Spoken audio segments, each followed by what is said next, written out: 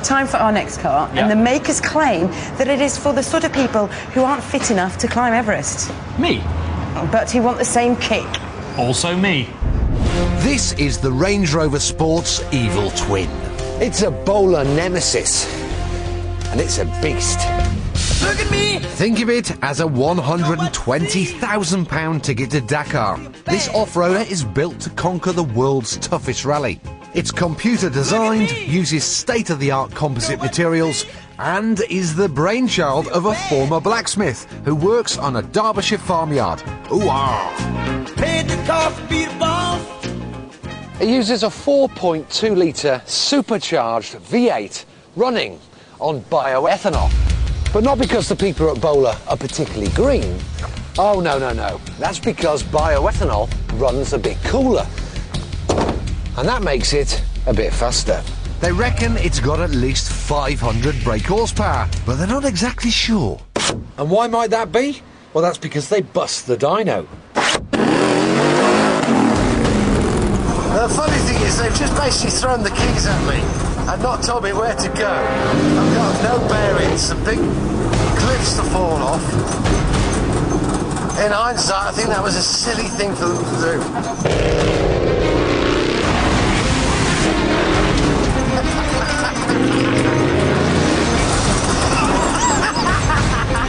What the f*** was that?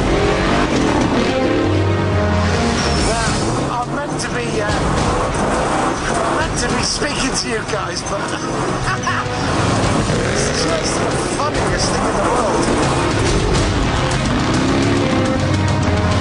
Tell you what's amazing, considering we're on round cheeks.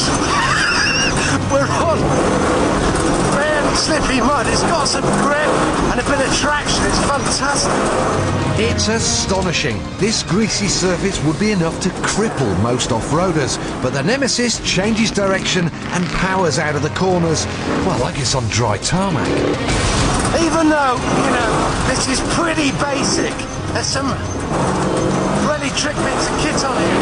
The suspension is very clever in that when it comes over bumps and goes in the air, it's got very clever bump stops in the dampers, which will force the wheel back down again onto the road, therefore maintaining traction.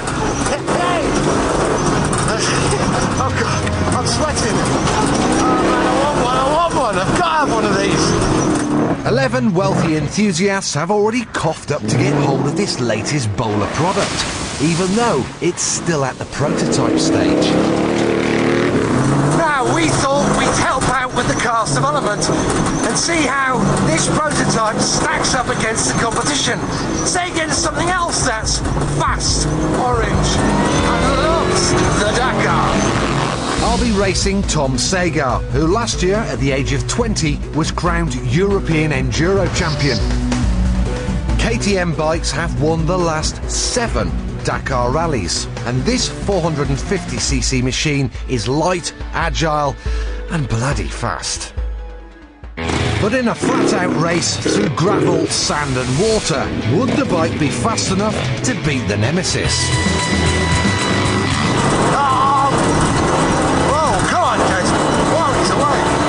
The bike weighs just over 100 kilos, so is less upset by the bumps compared to the car. The bike's single-cylinder engine only produces about 40 horsepower, which meant in the flatter sections, I could start reeling him in. Whoa, we're nearly there. Come on, we're catching him. Come on, little tinker. Right, gotta be careful, don't climb down. Oh, he's in trouble there. What? So am I. And we're through! Woohoo!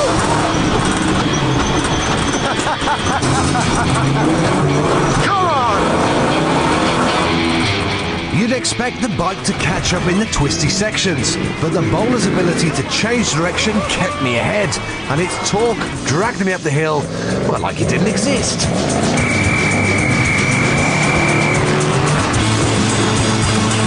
We were heading for the final section, and I was confident of a win. Where's it? I've lost him. Oh! Made a mistake. Oh no! inside me at the last turn and took the win with a spectacular flying finish.